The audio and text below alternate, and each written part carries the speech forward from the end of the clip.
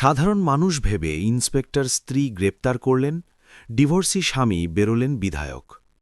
সকালবেলা ছিল, কিন্তু রোদে তখনও সেই তেজ আসেনি যা শহরকে জাগিয়ে দেবে। গলির মোড়ে চায়ের দোকান খুলে গিয়েছিল। কেটলি থেকে ওঠা ভাপ বাতাসে মিশে যাচ্ছিল, আর সাইকেল থেকে খবরের কাগজের বান্ডিল নামানো হচ্ছিল। এই হইচইয়ের মাঝেই আরব রোজকার মতো বাড়ি থেকে বেরোল। সাধারণ একটা ঘর, সাধারণ কাপড় চোপড়, না কোনো তাড়াহুড়ো, না কোনো দেখনদারি। বয়স ৩২ বছর, উচ্চতা মাঝারি, চেহারা এমন যে ভিড়ে সহজেই হারিয়ে যাবে, কিন্তু চালচলনে একটা ধীর স্থির ভাব ছিল, যেন সে পালানোর অভ্যাস ভুলে গেছে। দরজা বন্ধ করার সময় সে এক মুহূর্তের জন্য ভেতরে উকি দিল। ঘরটা খালি ছিল, দেওয়ালে ছিল সাদামাটা ভাব আর নীরবতা, একটু বেশিই নীরবতা, যেন এখানে একসময় অনেক শব্দ ছিল আর এখন শুধু তাদের স্মৃতি বাকি আছে। বাইরে বেরিয়ে সে দরজায় তালা লাগালো আর পকেটে হাত দিয়ে গলির দিকে এগিয়ে গেল। রাস্তায় সেই একই চেহারা, সেই দোকানদার, সেই প্রশ্ন, আজ কাজ আছে? আর সেই একই উত্তর, দেখি। আরবের দিনগুলো প্রায়ই এভাবেই শুরু হতো, কোনো পাকা ভরসা ছাড়া, কোনো অভিযোগ ছাড়া, শুধু চলতে থাকার অভ্যাসের সাথে। বাস স্টপে দাঁড়িয়ে সে মানুষদের দেখল। কেউ অফিসের তাড়ায় ছিল, কেউ বাচ্চাদের স্কুলে ছাড়ার চিন্তায়, কেউ ফোনে উচ্চস্বরে কথা বলছিল, আর কেউ একদম তার মতো চুপচাপ। বাস এলো, বাসের জানালা দিয়ে শহর পেছনে সরে যেতে লাগল, আর আরব নিজের ভাবনায় ডুবে গেল। তার মনে ছিল না যে শেষবার সে নিজের জন্য কবে কিছু চেয়েছিল। বেশিরভাগ সিদ্ধান্ত সে পরিস্থিতির ওপর ছেড়ে দিয়েছিল, যেন জীবন তার থেকে এগিয়ে গেছে আর সে শুধু তার পিছু পিছু চলছে। বাস থেকে নেমে সে একটা পুরনো বিল্ডিংয়ের দিকে এগিয়ে গেল। সেখানে তাকে কিছু কাগজ নিতে হতো, জমির সাথে জড়িত কাগজ। সরকারি দফতর, লম্বা লাইন, ক্লান্ত চেহারা, আর একটাই প্রশ্ন, কাজটা কার? আরব ফাইল সামলে লাইনে দাঁড়িয়ে গেল। সে জানত আজও কাজটা হয়তো পুরো হবে না, কিন্তু তার অপেক্ষায় ভয় লাগত না। ভয় তার তখন লেগেছিল যখন সে অপেক্ষা করা শিখে নিয়েছিল। দুপুর হতে রোদ কড়া হয়ে গেল। দফতরের বাইরে মানুষ ছায়া খুঁজছিল। আরব সিঁড়িতে বসে জল খাচ্ছিল। তখনই তার নজর সামনে দাঁড়ানো পুলিশ জিপের উপর পড়ল। নীল বাতি বন্ধ ছিল, কিন্তু উপস্থিতি স্পষ্ট ছিল। সাধারণ মানুষ হয়তো খেয়াল করত না, কিন্তু আরবের চোখ সেখানে আটকে গেল। সে জানে না কেন, শুধু মনে হলো যেন কোনো পুরনো অভ্যাস জেগে উঠেছে। সে নজর সরিয়ে নিল আর ফাইল তুলে ভেতরে চলে গেল। কাউন্টারে বসে থাকা বাবু না দেখেই বলল, কাল এসো। আরব কিছু বলল না, শুধু মাথা নাড়ল আর ফিরে বাইরে চলে এলো। বাইরে সেই জিপটা তখনও দাঁড়িয়েছিল। দুজন সিপাহী কথা বলছিল, আর একজন মহিলা ইন্সপেক্টর দূরে দাঁড়িয়ে কারো সাথে ফোনে কথা বলছিল। আরব তাকে ঠিকভাবে দেখল না, শুধু এটুকুই অনুভব করল যে তার কণ্ঠে কঠোরতা ছিল আর চালচলনে আত্মবিশ্বাস। সে মুহূর্তের জন্য থামল, তারপর এগিয়ে গেল। সে জানত না যে এই সেই জায়গা যেখান থেকে তার জীবনের মোড় ঘুরতে চলেছে। সন্ধে নামতে শুরু করেছিল, বাজারের ভিড় বেড়ে গিয়েছিল। আরব সবজির দোকানে থামল। আলু মাপতে মাপতে দোকানদার জিজ্ঞেস করল, আজও একা? আরব হেসে বলল, অভ্যেস হয়ে গেছে। সেই হাসিতে না দুঃখ ছিল না আনন্দ, শুধু মেনে নেওয়া। বাড়ি ফেরার সময় সে আবার সেই তালা খুলল। ঘরে অন্ধকার ছিল, সে আলো জ্বালাল না। জানলা দিয়ে আসা হালকা আলোই যথেষ্ট ছিল। ফাইলটা টেবিলে রাখল আর চেয়ারে বসে পড়ল। কিছুক্ষণ এমনিই বসে রইল, যেন দিনটাকে শেষ হতে দিচ্ছে। তখনই বাইরে কোথাও সাইরেনের শব্দ শোনা গেল। দূরে ছিল, কিন্তু স্পষ্ট। আরব জানলা দিয়ে বাইরে দেখল। রাস্তায় সেই পুলিশ জিপ যাচ্ছিল। নীল বাতি এখন জ্বলছিল, আর সেই আলোর সাথে যেন তার ভেতরে কিছু নড়ে উঠল। খুব হালকা, খুব পুরনো। সে জানলা বন্ধ করল, আলো জ্বালালো আর ফাইল খুলল। সে জানত না যে কালকের সকাল তার জন্য সাধারণ হবে না, কিন্তু এটুকু অবশ্যই জানত যে কিছু জিনিস যা সে অনেক পেছনে ফেলে এসেছিল, এখন ফিরে আসতে চলেছে। সকালের বাতাসে হালকা ঠান্ডা ছিল, আর আকাশে মেঘ এমনভাবে জমেছিল যেন শহরের এখনও ঠিক হয়নি যে আজ রোদ উঠবে কিনা। পুলিশ কোয়ার্টারের বারান্দায় নয়না জুতো পরতে পরতে কিছুক্ষণের জন্য থামল। সামনে রাখা চেয়ারটা খালি ছিল। ওটাতে একসময় কারো ব্যাগ ঝোলানো থাকত, কখনো ওড়না পড়ে থাকত। এখন সেখানে শুধু ধুলো ছিল। নয়না নজর সরিয়ে নিল। তার জিনিসপত্রের দিকে বেশিক্ষণ তাকিয়ে থাকার অভ্যেস ছিল না। অভ্যেসরা প্রশ্ন করতে শুরু করে, আর প্রশ্ন ও এখন নিজেকে করতে চাইছিল না। উর্দি পরে সে আয়নায় নিজেকে দেখল। চেহারাটা একই ছিল, কিন্তু চোখে আগের মতো সেই নম্রতা আর অবশিষ্ট ছিল না। বয়স ৩০ বছর, কিন্তু ভেতরের ক্লান্তি তার চেয়ে অনেক বেশি পুরনো। পুলিশের চাকরি সে বাধ্য হয়ে বেছে নেয়নি। সেই পথটা জেনে বুঝে বেছে নিয়েছিল, যাতে জীবনটাকে নিজের মতো করে বাঁচতে পারে, যাতে কারো ফিরে আসা বা থেমে যাওয়ার ওপর তার অস্তিত্ব ঝুলে না থাকে। জিপ স্টার্ট হল, আর শহরের রাস্তায় নেমে এলো। সকালের ভিড়, স্কুল বাস, অফিস যাওয়া মানুষ, সবাই নিজের নিজের তাড়ায়। নয়না সব দেখত, কিন্তু কোথাও থামত না। ওয়্যারলেসে শব্দ আসছিল, ছোটখাটো মামলা, ঝগড়া, অভিযোগ, সব রোজকার মতো। তখনই একটা ফাইল তার হাতে এলো। সরকারি জমির সাথে জড়িত কাগজ। নাম নতুন ছিল না, এমন কেস প্রতি শহরেই হয়, কিন্তু এবার কিছু আলাদা ছিল। কাগজ প্রয়োজনের চেয়ে বেশি পরিষ্কার ছিল, স্বাক্ষর খুব সঠিক, তারিখ একদম নিখুঁত। নয়না জিপ থামালো আর ফাইলটা আবার উল্টে দেখল। অভিজ্ঞতা বলছিল যে যেখানে সবকিছু খুব সঠিক হয়, সেখানে প্রায়ই কিছু ভুল লুকিয়ে থাকে। সে দিক পরিবর্তন করল, আর সেই এলাকার দিকে এগিয়ে গেল যেখানে কাল এক সাধারণ মানুষ নিজের কাজ থেকে ফিরছিল। নয়না এটা জানত না যে তার নজর সেই লোকটার ওপর আগেই পড়েছিল, শুধু সে তাকে মনে রাখেনি। বাজারের গলিতে জিপ থামল, সেই সবজির দোকান, সেই চায়ের গন্ধ, সেই সাধারণ দিন। নয়না গাড়ি থেকে নামল আর আশেপাশে নজর বোলাল। মানুষ পুলিশকে দেখে মুহূর্তের জন্য থামে, তারপর নিজের কাজে লেগে যায়। সে একটা চেহারা দেখতে পেল যা তার অদ্ভুতভাবে চেনা লাগল, কিন্তু মস্তিষ্ক সাথে সাথে সেটা নাকচ করে দিল। শহরে রোজ শত শত চেহারা দেখা যায়, সব চেনা পরিচিত সত্যি হয় না। নয়না কাগজে লেখা ঠিকানার দিকে তাকালো আর পা বাড়াল। সামনে সেই পুরনো বিল্ডিং ছিল যেখানে সরকারি দপ্তরে চক্কর কাটতে কাটতে মানুষ ক্লান্ত হয়ে বসে পড়ে। নয়না সিঁড়ি দিয়ে উঠল। ওপরে ঘরে কিছু লোক বসেছিল, ফাইলের মধ্যে মাথা গুজে। কেউ তাকে আসতে দেখে চেয়ার সোজা করে নিল। নয়না সময় নষ্ট না করে প্রশ্ন করল, নাম, কাগজ, জমি। উত্তরগুলো গোলমেলে ছিল, খুব বেশি ঘোরানো। নয়নার এমন উত্তরে ধৈর্য থাকে না। সে বেরিয়ে আসার সময় নিচে তাকালো। রাস্তায় সেই লোকটা দাঁড়িয়েছিল, ফাইল হাতে, নজর নিচু, যেন কেউ তাকে এখনই কাল এসো বলেছে। নয়নার পা নিজে থেকেই থেমে গেল। সে তাকে এবার ঠিক করে দেখল। সাধারণ কাপড়, ক্লান্ত চেহারা, কিন্তু চোখে অদ্ভুত একটা স্থিরতা। সেই একই স্থিরতা যা সে নিজে আয়নায় দেখত। দুজনের দৃষ্টি মুহূর্তের জন্য মিলল, ব্যাস এক মুহূর্ত। কিন্তু নয়নার মনে হল যেন সময় 1 সেকেন্ড বেশি নিয়েছে। সে নিজেকে সামলালো আর এগিয়ে গেল। ডিউটিতে আবেগের জায়গা নেই, এই কথাটা সে নিজেকে বহুবার বুঝিয়েছে। সন্ধে পর্যন্ত নয়নার মাথায় সেই কেসটাই ঘুরতে লাগল, কাগজ, তারিখ, নাম আর সেই লোকটা। বাড়ি ফেরার সময়ও সে জিপ থামাল না, সোজা কোয়ার্টারে পৌঁছাল। খাবার প্লেটে রাখল, কিন্তু খেল না। ফাইল খুলে বসে পড়ল। রাত গভীর হতে লাগল, আর শহরের শব্দ ধীরে ধীরে কমতে লাগল। সেই নীরবতার মধ্যেই নয়না সিদ্ধান্ত নিল যে পরের দিনটা সাধারণ থাকবে না। সে ফাইল বন্ধ করল আর আলো নিভিয়ে দিল। বাইরে কোথাও দূরে সাইরেনের শব্দ শোনা গেল। ঠিক সেই সময় যেন শহরের অন্য প্রান্তে অন্য কেউও জেগেছিল। নিজের জানালার কাছে দাঁড়িয়ে সেই একই শব্দ শুনতে শুনতে, এটা না জেনে যে এখন তাদের পথ আর আলাদা থাকবে না। পরের দিন সকালে শহরে কোনো বিশেষ চাঞ্চল্য ছিল না। সেই রোজকার শব্দ, সেই মানুষ, সেই রাস্তা। শুধু বাতাসে হালকা একটা অস্বস্তি ছিল যাকে কেউ নাম দিতে পারছিল না। আরব সকালে তাড়াতাড়ি উঠে পড়েছিল। ঘুম এমনিতেও এখন তার পুরো আসত না। সে কলের নিচে হাত রাখল, ঠান্ডা জল মুখে মারল, আর আয়নায় নিজেকে দেখল। চেহারা একই ছিল, কিন্তু চোখে সারা রাত জাগার প্রভাব স্পষ্ট দেখা যাচ্ছিল। সে না ভেবেই ফাইলটা তুলল আর বাড়ি থেকে বেরিয়ে পড়ল। সে জানত না যে আজ এই কাগজ তাকে কোথায় নিয়ে যাবে, কিন্তু এটুকু অবশ্যই জানত যে পেছনে ফেরার পথ এখন ছোট হয়ে আসছে। ওদিকে নয়নাও তৈরি হয়ে গিয়েছিল, ফাইল তার ব্যাগে ছিল, আর মাথায় একটাই প্রশ্ন ঘুরছিল যে ওই লোকটা কি শুধু একটা দাবার গুটি, নাকি গল্পের কোনো গুরুত্বপূর্ণ অংশ। জিপ সেই রাস্তা দিয়েই গেল যেখান দিয়ে সে রোজ বেরোত, কিন্তু আজ তার নজর বেশি সতর্ক ছিল। বাজারের কাছে পৌঁছতেই সে গাড়ির গতি কমিয়ে দিল। সেই বিল্ডিং, সেই সিঁড়ি এবং সেই লোকটাকেই নিচে দাঁড়িয়ে থাকতে দেখা গেল। এবার আরব একা ছিল না, আশেপাশে কিছু লোক ছিল। কিন্তু তার নীরবতা তাকে বাকিদের থেকে আলাদা করছিল। নয়না গাড়ি থামাল আর নেমেই সোজা তার দিকে এগিয়ে গেল। আরব পুলিশকে আসতে দেখল, কিন্তু পিছিয়ে গেল না। সে ফাইলটাকে আরও শক্ত করে ধরল, যেন ওটা ছেড়ে দিলে কিছু হাত ছাড়া হয়ে যাবে। নয়না তার সামনে এসে থামল আর কোনো আনুষ্ঠানিকতা ছাড়াই বলল যে তোমাকে কিছু প্রশ্নের উত্তর দিতে হবে। আরফ মাথা নাড়ল। সে প্রশ্ন থেকে পালানোর চেষ্টা কখনো করেনি। আশেপাশের লোকজন থেমে গেল।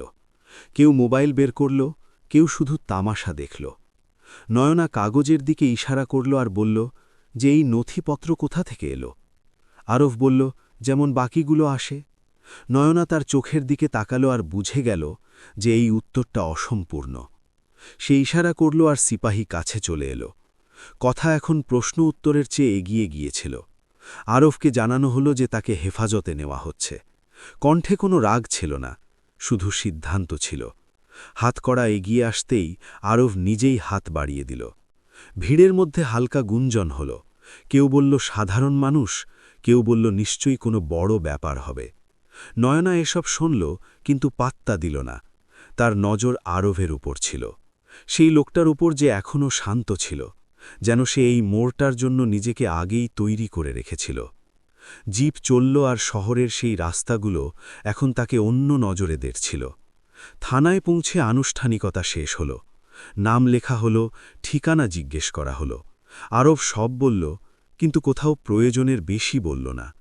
নয়না একপাশে দাঁড়িয়ে সব দেখতে লাগল।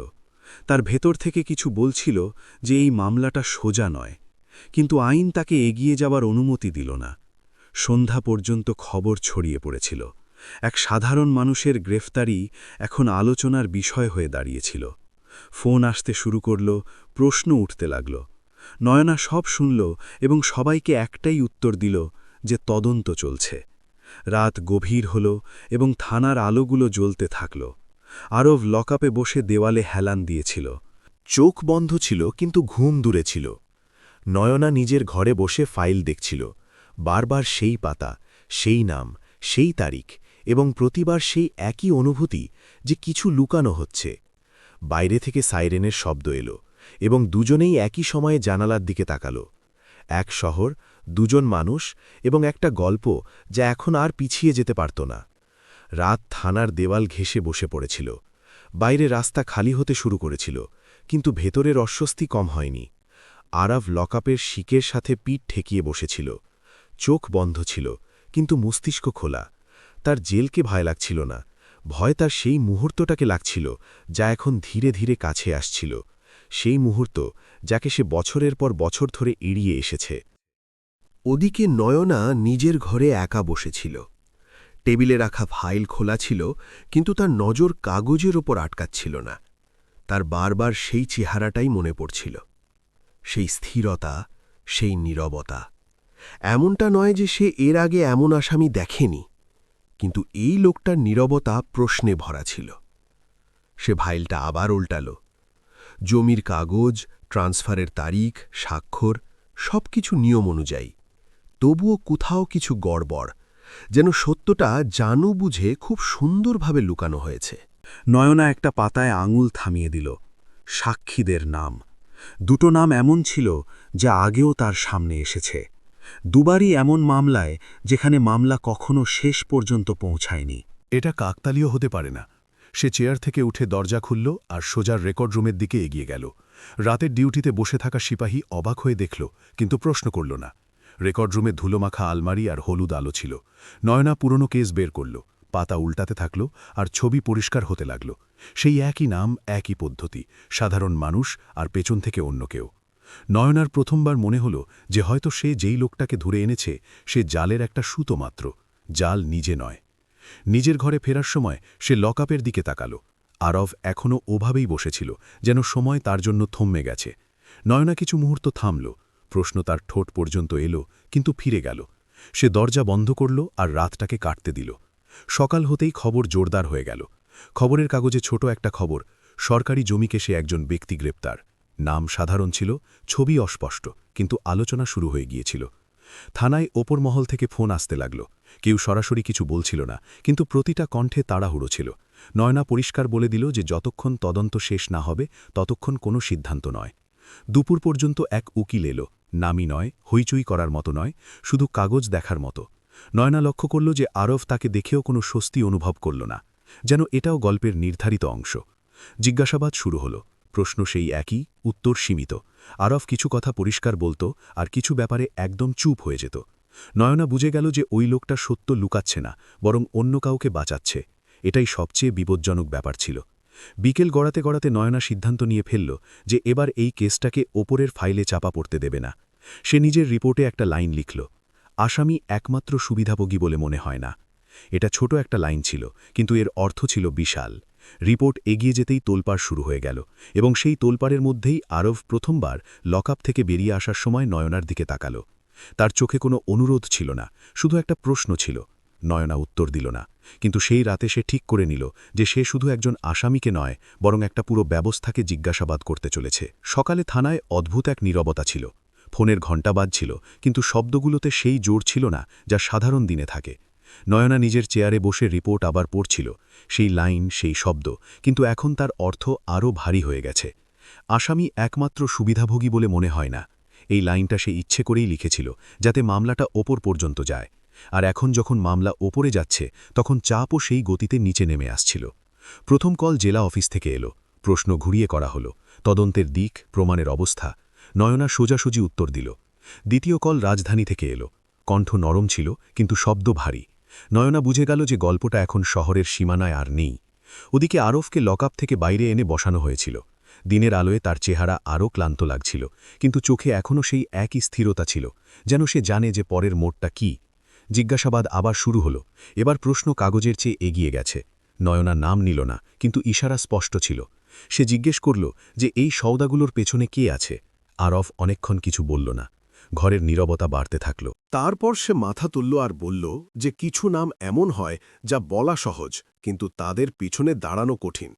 নয়না অনুভব করল যে এই নীরবতা ভয় থেকে নয়, বরং চিন্তা ভাবনা করে। দুপুর পর্যন্ত খবর ছড়িয়ে পড়েছিল যে কেসে আরও নাম যুক্ত হতে পারে। মিডিয়া প্রশ্ন বদলে দিল। এখন গ্রেফতারের চেয়ে বেশি আগ্রহ ছিল কাকে বাঁচানো হচ্ছে তা নিয়ে। সেই হইচইয়ের মাঝেই একটা গাড়ি থানার বাইরে এসে থামল। না কোনো সাইরেন, না কোনো তাড়াহুড়ো, শুধু উপস্থিতি। নয়না জানালা দিয়ে দেখল। গাড়ি থেকে নামা লোকটাকে সাধারণ মনে হচ্ছিল না। পোশাক সাধারণ ছিল, কিন্তু চালচলনে আদেশ দেওয়ার অভ্যেস ছিল। সে সোজা ভেতরে এলো, নাম না বলে, কার্ড না দেখিয়ে, এবং নয়নাকে বলল যে এই কেসটা সামলানোর জন্য এখন একটা বিশেষ টিম তৈরি হবে। নয়না শান্ত গলায় জিজ্ঞেস করল যে তার কি আর প্রয়োজন থাকবে না। লোকটা উত্তর দিল না। তার নীরবতাই উত্তর ছিল।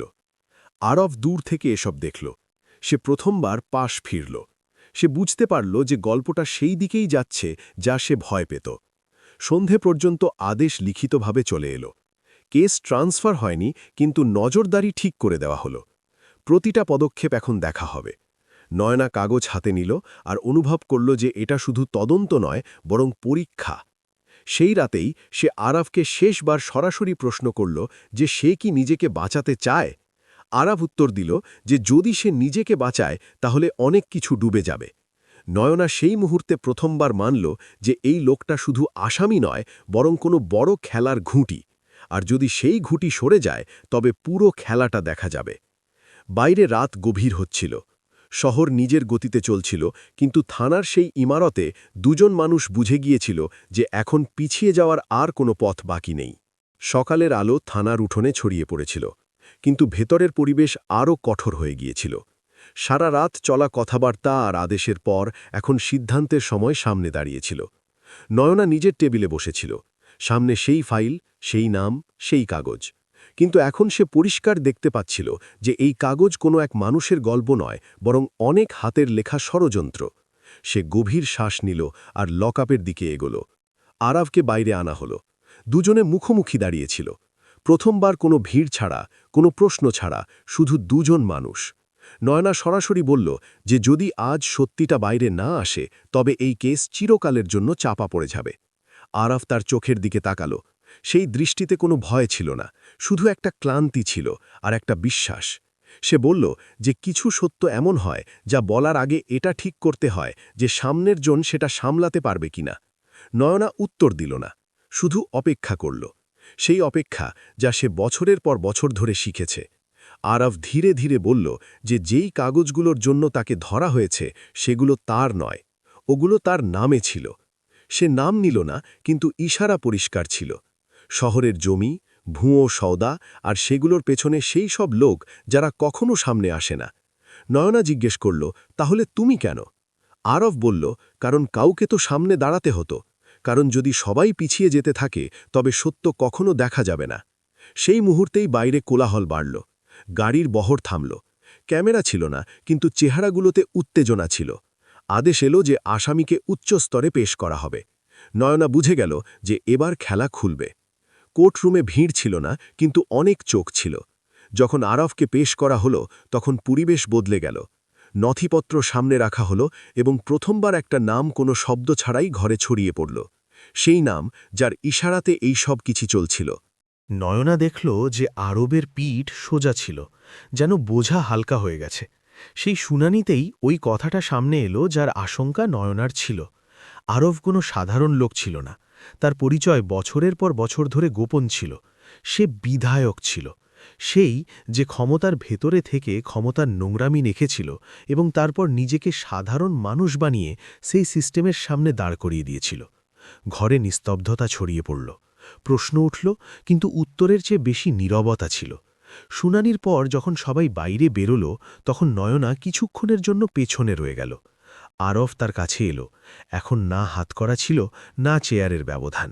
সে বলল যে সে নিজের পরিচয় এই জন্য লুকিয়েছিল কারণ সে চেয়েছিল যে তাকে তার নামে নয় বরং তার কাজ দিয়ে দেখা হোক। নয়না তার কথা শুনল এবং প্রথমবার তার মনে হল যে যেই বছরগুলোতে সে এই মানুষটাকে হারিয়েছে বলে ভেবেছিল, সেই বছরগুলোতে ওই মানুষটা কোথাও যায়নি, শুধু আলাদাভাবে লড়ছিল। বাইরে রোদ কড়া হয়ে গিয়েছিল। মিডিয়া আবার জমা হতে শুরু করেছিল, কিন্তু দুজনে কিছুক্ষণ চুপ করে দাঁড়িয়ে রইল। নয়না জিজ্ঞেস করল যে এখন এরপর কি? আরফ বলল যে সামনেও লড়াই আছে, কিন্তু এখন আর একা নই। নয়না মাথা নাড়ল। এটা কোনো প্রতিশ্রুতির মতো ছিল না, বরং একটা বোঝাপড়ার মতো ছিল। সেদিন শহরে খুব বেশি কিছু বদলালো না। রাস্তা তেমনই রইল, মানুষ নিজের কাজে লেগে রইল। কিন্তু ওই থানা থেকে দুজন মানুষ এমনভাবে বেরোল যারা নিজেদের ভাগের ভয় পেছনে ফেলে দিয়েছিল। গল্প শেষ হয়নি, কিন্তু এখন তার পাতা উল্টাতে শুরু করেছিল। আর কোথাও না কোথাও দুজনেই জানত যে এই লড়াই তাদের আলাদা করার জন্য নয়, বরং সাথে দাঁড় করানোর জন্য এসেছিল।